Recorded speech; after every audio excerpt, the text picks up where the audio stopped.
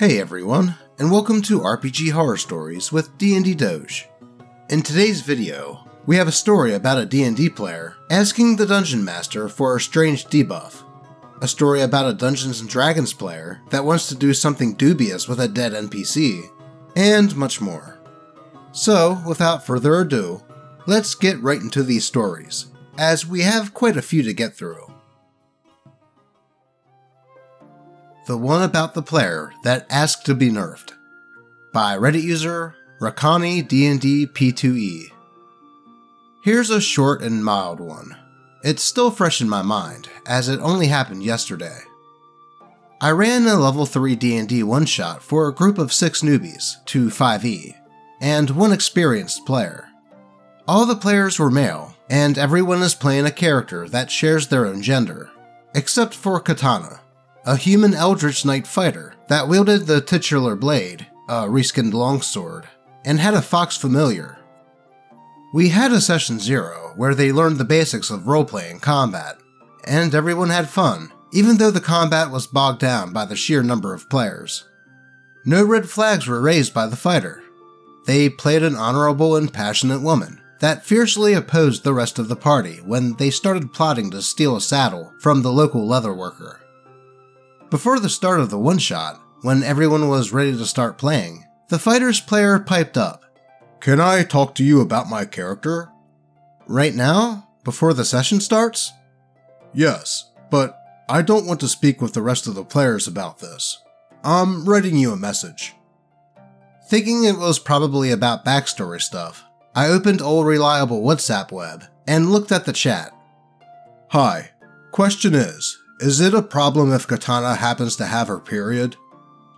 I was stunned for a solid 5 seconds. Then I looked at the player. I did not reply to the message. Instead, I spoke to him aloud. "Why?" "Well, Katana's a young woman. It's only natural."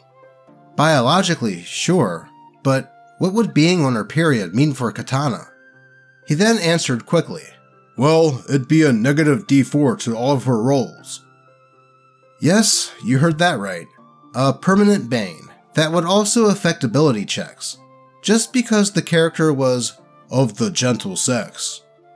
I told him that nobody had ever asked me for something like this, and we had had some players playing a female member of their race. His response? "I mean, it's the first thing I thought about when I made this character." Needless to say, the bane of the menstrual cycle was not allowed at the table. I swear, if I had a nickel for every story I've read that had a male playing a female character that wanted to implement a menstrual cycle, I'd have 2 nickels, which isn't a lot, but it's weird it happened twice. Honestly, it's not much of a horror story, but more of a why story. Now, I can understand giving your character some sort of disadvantage due to character reasons, but this is a strange one. I really don't have much more to say on this one, so let's just move on. The Rogue Who Wanted to Molest an NPC's Corpse, by Reddit user Who's Your Jedi. I tagged this story as not safe for work, but I'm going to warn everyone one more time. I'm going to explain what happened as cleanly as I can, but our rogue being way too crude is the issue of the story. Consider yourselves doubly warned. Anyway, short and sweet. I was playing an evil campaign, which was likely a factor in this. An NPC we'd been working with against a mutual enemy group agreed to help us by luring some of them to a spot where we could ambush and wipe them out. The ambush was sprung, and some of our opponents realized NPC set them up. 2 of them went for her, rolled well, NPC went down, and a third drove a dagger through her heart. Rest in peace, NPC. We wiped out our enemies and dragged the NPC's body outside, figuring that, even though we were evil, she had helped us out quite a bit, so we'd at least give her the dignity of a burial. This is when Rogue made a very, very poor choice. He described posing her body so that it was face down, with its rear in the air, like a skier who'd done a faceplant. I was sitting there wondering, WTF? when Rogue said that he wanted his character to perform oral sex on the corpse from behind. Whoa, whoa, whoa, what the hell, man? I didn't sign up for some necrophilia game, I remember shouting. Another player was right behind me and telling Rogue that he'd gone too far, but I was so shocked that I don't recall their exact words. Rogue then made things worse for himself by saying that him doing that was a reference to a private joke between himself and his wife. Then he started trying to explain the joke, because when you're in a hole, the best thing to do is keep digging, right? The other player and I shut Rogue down again, and he offered a sheepish apology. The Dungeon Master didn't say anything during all this, but they're the type who likes to deal with problems at the table discreetly, so I don't think ill of them for not saying anything. Rogue knew he'd tried to play the wrong crowd, but I'm sure he got a private message about his conduct from the DM. Anyway, that's actually the end of the story, and it's really all's well that ends well. Rogue knows he really crossed the line, and has kept his humor on the tame side since. He's very good at playing his class, and patient with new players.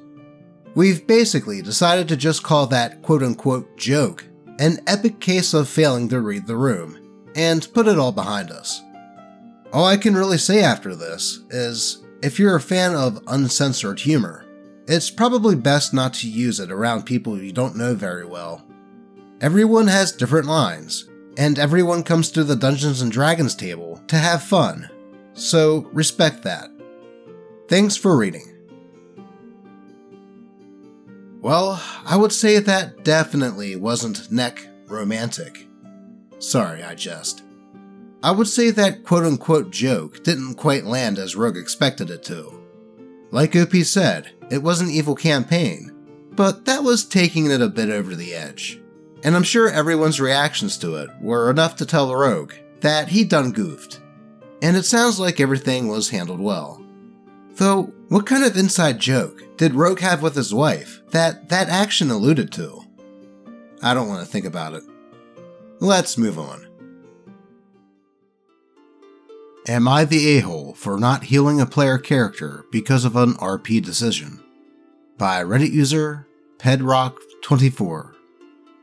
Sorry for the long post, but I'll start by saying that this is a problem player situation, and I feel like this is the straw that broke the camel's back. He's playing an edgelord rogue that doesn't care about his teammates and if they're put in danger, attacks NPCs that the party likes or are beneficial to the party, etc. Also, I'm completely ready to admit that I'm the a-hole in this situation. I'm currently playing a Grave Cleric Worshipper of Ilmater in a homebrew campaign. For those who don't know, Ilmater's iconography is red ropes and twine being tied to his hands, so I usually roleplay doing things with red rope. The last session, we were all talking and having a team moment before a big battle, and I said that I wanted to make sure everyone was okay, and asked if I could tie red twine to their wrist and weapons as a blessing, so that they could be protected by Ilmater. Everyone loved it. Even the Zealot Barbarian was super happy that he could have the help of two gods. But the rogue laughed at me and said that it was an F-slur thing to do, and that he'd never be caught wearing something like that. A bit later, we roll initiative for the big battle, and everyone is bringing their A-game. In the beginning, the rogue thought that I didn't bless him because he was too far away, so he really didn't mind. But as combat continued, he started asking why I wasn't healing or supporting him, and I kept saying that I couldn't do it. The wizard must have realized, and, in character, asked me why I couldn't. I said I couldn't flew my magic to him because he didn't have the receptor on him, as the bracelets were to make sure I could reach them with my magic. The other player immediately freaked out because I wasn't healing him because of something so stupid. I was being an ass because the red bracelets were never a thing before, so I should be able to heal him, and that I was doing it on purpose. The rogue player character eventually died. My turn hadn't come up yet on that round, so I couldn't stabilize him on time. So I took the opportunity to say that I went to him, tied a bracelet on him, and used a crystal to revivify. He got furious, and started asking if I was now happy that he was using his bracelet now, and that I couldn't just let it go, and started berating me and having a meltdown over this. He then got up and stormed out of the table and left. We stopped the session and talked about what happened. Opinions are mixed. Some players say that I did the right thing because I stuck to my roleplay, but others say that this could have been a situation where I could have just ignored that and helped out. We all agree that storming out, plus a lot of other things, are super out of line, and that we're all sick of this edgy a-hole routine. So, am I the a-hole? So, is OP the a-hole here? I'd say just a little bit, if he was using his spells on the party before the red twine thing. But the rogue player is the bigger a-hole here. The not caring about his teammates when they are in danger, to attacking NPCs, to saying OP's red rope idea was an F-slur thing to do. It's not like OP was actively doing things to put Rogue in danger, he just wasn't healing him. And when Rogue went down, he did use Revivify. Overall, it sounds like Rogue is a problem player, and it may be a good idea to talk above table about the behavior, and see if this can be salvaged. Let's move on, but before we do, I have to ask that if you're enjoying what I do here, that you roll a crit on that like button, and subscribe if you haven't already. And if you are just on the edge of doing so, but need a little nudge, here is a kitty.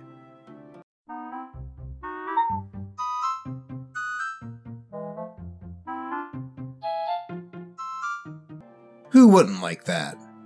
But with that said, let's get to the following story.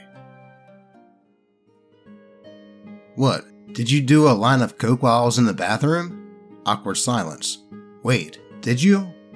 By Reddit user, Fly Blue Guitar. Basically, in the early 2010s, I was going to a small community college and had a lot of spare time on my hands. I decided to start a tabletop RPG club using D&D 4th edition. The college had these multi-purpose rooms that you could book for free if you were in a club. I posted some flyers, and before long, had a pretty regular group. One night, I was getting set up and had some of my regulars, plus a few friends that they invited. The session involved the player characters speaking to some lord about a cult that they discovered. Before we get started, I go to use the washroom. It takes a few minutes since it's a long walk. I get back, and suddenly the group is really aggro, insulting the guards, and demanding things from the Lord. Things escalate and a fight breaks out. As I'm rolling initiative, I say, "Damn, why are you guys so aggro all of a sudden? Did you all do a line of coke while I was in the washroom or something?" I expected chuckles, but instead, there was this long awkward silence and nervous looks. Finally, I ask, "Wait, did you all do a line of coke while I was in the washroom?" So, yeah, turns out that while I was out of the room, one of the guest players had offered some drugs to the table, and everyone indulged. I ended the game and left, and never continued with it since I didn't want to risk getting in trouble with the college. Yeah, can't really blame OP for not running games anymore. Risking his education due to some of the other students doing drugs on college grounds doesn't seem like a smart move. That's why you do the drugs off college grounds, and then go to the game. Let's move on. Double feature. Playing one-shots with people online, and I have seen things. By Reddit user, Tired Pandastic. Over the course of the last year, I played a lot of one-shots with random people on Roll20, as I had more free time. Some went well, some didn't, and I've got some stories to share. They're short enough that I thought I'd bunch them together to save time. A quick edit, just to clarify that I'm not condemning all online groups or quick start one-shots. For every unpleasant experience, I can bring up another positive or neutral one. Don't take this as a reason to not try out one-shots with random people at least once in a while. You get to meet a lot of people. Some will be crap, but others will be great. Give almost anyone a chance, and know when to walk away. content warning for creeper behavior, sexual harassment, casual racism, absurd behavior, and one rule for me, one rule for thee syndrome. Story the first, in which a bard gets molested. I, a female, joined a group with my male tiefling lore bard for a two-shot adventure that had a fun premise. There was a half-elf ranger, female, a half-elf rogue, male, a halfling cleric, female, and a half-orc barbarian, female. Lots of halves, I know. It was pretty funny. Of note is that by chance, I was the only player playing a character of the opposite gender. We were good until the ranger, played by another girl, started pretty heavy-handedly hitting on my bard. Now, my bard was okay with that at first, but as the adventure progressed, the ranger's behavior put him off more and more, and me out of character. She was consistently rude to NPCs that he was trying to get information out of, trying to pick unnecessary fights when I was trying to avoid them, extremely hostile to NPCs who seemed to like him. She even killed his micro-griffin familiar, quote-unquote for laughs, once, and only half-assed apologized for it, and being a try-hard edgelord. I will say here that the Game Master was pretty good about handling this, handing out consequences for this behavior that our party unfortunately had to deal with. At some point, the cleric threatened the ranger with no healing if she screwed us over. The worst happened while we were resting at an inn, on the road between a town and a fortress that we had a protected delivery for. By that point, my bard's opinion of the ranger had soured considerably, and he no longer responded to her overtures except to firmly tell her that she brought that on herself. I played my bard as a savvy and cheeky, but generally chill and wholesome dude, who might be attracted to anybody, as long as they're basically decent people. He straight up told her that her behavior was really putting him off. Then the player got extremely salty. She said, and I quote, "That's BS. He's a bard. He's supposed to always be horny," which made me and the cleric very uncomfortable. She got pushy about it, even though the GM wanted to move along. And then, she declared that her character put her hand down my bard's pants. The GM tried to shut her down, but she insisted that it was going to be funny, and unfortunately, the barbarian and the rogue thought so too. The ranger, without prompt from the GM, who was furiously messaging me with apologies while trying to shut things down, rolled a strength check to subdue my bard, and rolled really well. My poor 8 strength bard had no chance of beating that, and she tried to launch into what she would do to my character, until the Game Master informed me that this constituted an attack. So, being a tiefling with the flame of Phlegethos feet, I hellish rebuked. She started to instantly screech about how I was ruining it for her, and the Game Master muted her, apologizing profusely to me. Unfortunately, this halted the two-shot after a single session, as the ranger sent me a bunch of abusive messages on Discord before I blocked her. The cleric said this put him off one-shots, and the rogue and barbarian just kind of ghosted the group. Damn, definitely dealing with an edgelord there. This just goes to show you that not only male players can be creeps, but female players can be as well. At least the Game Master seemed embarrassed and apologetic to OP, and allowed her to retaliate with an attack. But, as OP said, she has another story. So let's get to that one. Story the second. Things I have learned while playing a female Tabaxi monk. Good lord, I seem to run into all the weirdos whenever I decide to play Juju. She is my most lighthearted character, an affectionate homage to classic kung fu movies and anime memes, hence her moniker, Weeb Cat. She's a short-ass skinny Tabaxi, based on the Somali breed of house cat. A drunken master built for speed. For context, I play Juju with a funny accent. I employ liberal Greekish, and a very small and specific set of feline traits. She likes to nap in the sun. She likes climbing to tall places. She gets distracted by quickly moving objects and creatures, or dancing lights laser dots. She's fastidiously clean, and sometimes hisses when she's angry or scared, and purrs when she's pleased. She likes to eat all of the carbs, and drinks like a fish. But man, over the course of several one-shots, she has seen things. 1. There was one that guy who got upset that I described Juju as very feline in appearance, and not as an anime-style cat girl. He got further upset when I clarified that Juju has practically no boobs, because she's just that lean and builds up well. The bounce is no joke, even for the small ones. And I don't mean that he was just salty. He complained for 15 minutes straight about it, while the GM was making some changes to a combat encounter, due to spontaneous decisions of the party. Even the GM told him to can it, though he didn't kick the guy because I think they were friends in real life. And one of the players snapped at him. 2. There was this other that guy who wanted to play a homebrew Kitsune sorcerer in an Asian setting game.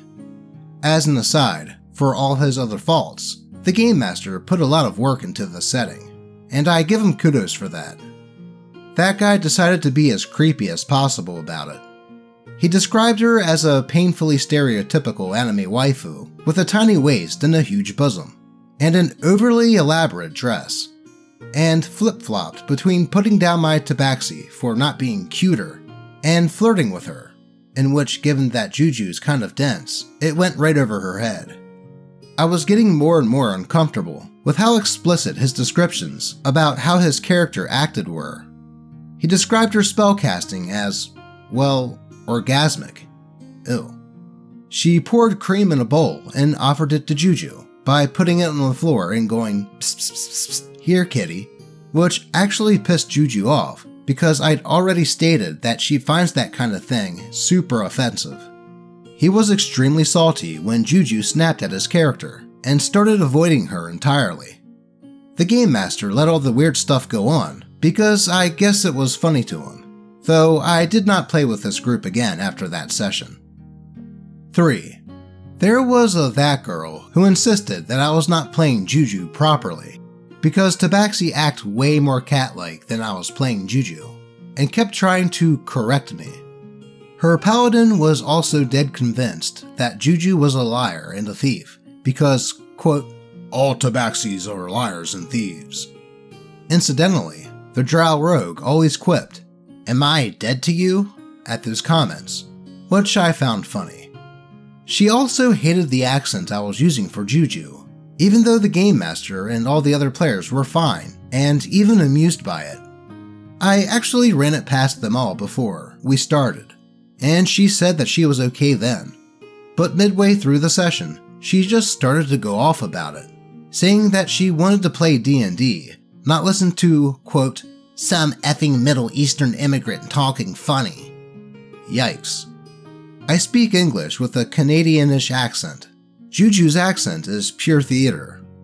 The game master got pretty pissed at her for that, and told her to apologize so we could move on, and told her that if she repeated that kind of stunt, she was out.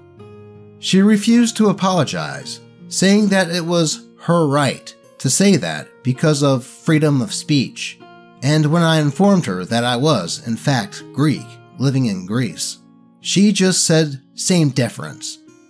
As an aside, please don't say that to any Greek. It's actually offensive. Fortunately, the game master kicked her then and there. 4. In yet another game, well, I was forced to duel another player, even though I had stated multiple times that I was not comfortable with PvP, and the game master had said, if anything makes you uncomfortable, let me know. But when I said I wasn't okay with PvP, the GM overruled it, saying, it'll be fun. The challenger? The half-orc barbarian. The cause? He insisted that, by tradition of his clan, a man who dueled and beat a woman got to claim said woman for his wife, and the game master rolled with it. He said it was interesting, and the other players agreed. But I said nope and just quit that game faster than Juju's top running speed. So there we go. Sorry if this was huge, but these have been piling on for a while, and I wanted to get them off my chest. Man, talk about having bad luck with that character. Between a player getting angry at the accent, and a dungeon master allowing PvP even though they had agreed to no PvP. I just hope OP got to play Juju in a game that didn't go wrong. And I do have to agree with OP at the beginning. Never let these stories prevent you from trying out the hobby with strangers. Sure, you will get the occasional creep or murder hobo, but it is a great way to make friends in the hobby. But that is all I have for you today. As always, I appreciate all of you, and may your games remain horror story free. Until next time.